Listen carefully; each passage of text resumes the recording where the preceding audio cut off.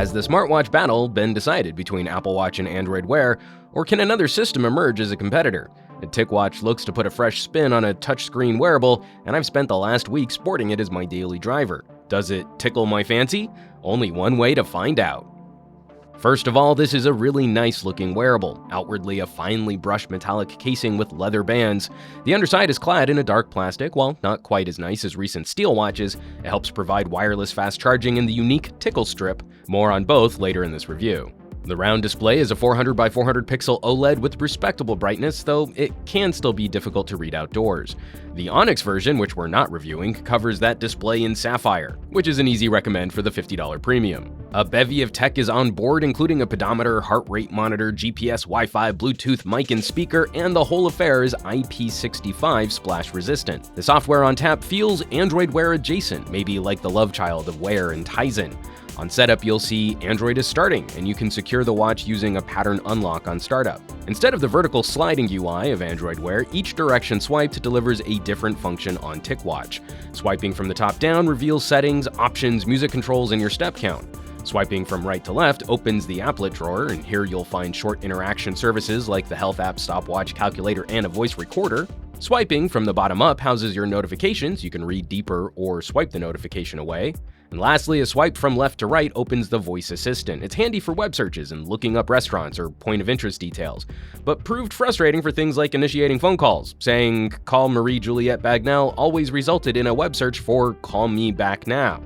Saying, "Call Marie" would move me to a text prompt asking me to choose between my wife, Marie, and my friend, Marie-Eve.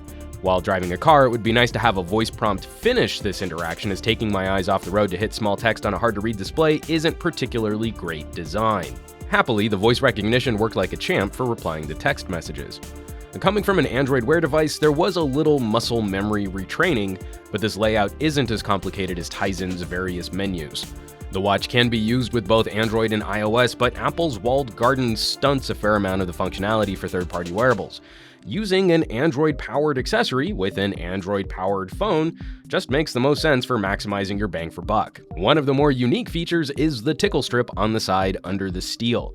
You can use this sensor to scroll through menus and notifications. It takes a minute to get a feel for it, and I find it strange that this strip does nothing from the main watch face, but it is an appreciated hardware control, which reduces the amount of fingerprint smudging on your watch face. The stock orientation, though, does look a bit odd, as Ticwatch natively puts the strip on the right, so users wear the watch with the crown on the left, but that can be swapped in the watch settings. Wi-Fi is well appreciated for keeping me connected as I move throughout my condo, but this watch also falls prey to one of my biggest Wear pet peeves: that you receive no alert when the watch drops the Bluetooth connection. I really appreciate a leash function on other wearables. And for having the heart rate sensor, it's nice when firing up a workout, but constant background monitoring is appreciated on competing products. Also, it's just nice having health data tracked throughout the day and having more accurate sleep monitoring. Movement is important, but adding heart rate data to your step count for a whole day delivers much better insight on your activities. That last point might have something to do with battery life, however. Ticwatch claims up to 2 days on a charge, and I really couldn't get close to that. Wearing this watch took me back to my first days using early Android Wear hardware, watching the battery meter plummet during the day, nervously checking to see if it would last through the night. It usually would, but I would often be running on fumes by bedtime. The watch fully charges in under 80 minutes, so a short stint on the charger can alleviate some of that battery anxiousness. But instead of blending into my lifestyle, Ticwatch often felt like yet another gadget I had to babysit or manage. So let's wrap this up. Where does that leave us with the Ticwatch? There's a lot to like here.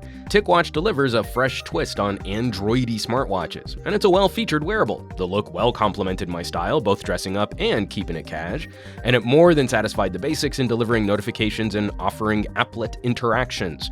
We're also not overly concerned about support, as this watch has received 3 small bug fix updates since it was delivered. We would like to see a bit more polish around some phone interactions, like initiating a call through voice commands and voice commands only. But chief among our concerns was battery life. If you receive a lot of notifications and are apt to use the watch more heavily in situations like commuting, this will be a charge every night kind of gadget. Even for that issue though, I liked this watch a lot better than I thought I would. It doesn't completely satisfy my list of wearable wants, but it's a well-executed companion delivered with style by a team with some obvious talent. As always, thanks so much for watching. Be sure to subscribe to this channel for more reviews like these as I continue my search for the perfect smartwatch, and help us out with some sharing on your favorite social networks. For Pocketnow, I'm Juan Carlos Bagnell, some gadget guy on Twitter and Instagram, and I will catch you all on the next review.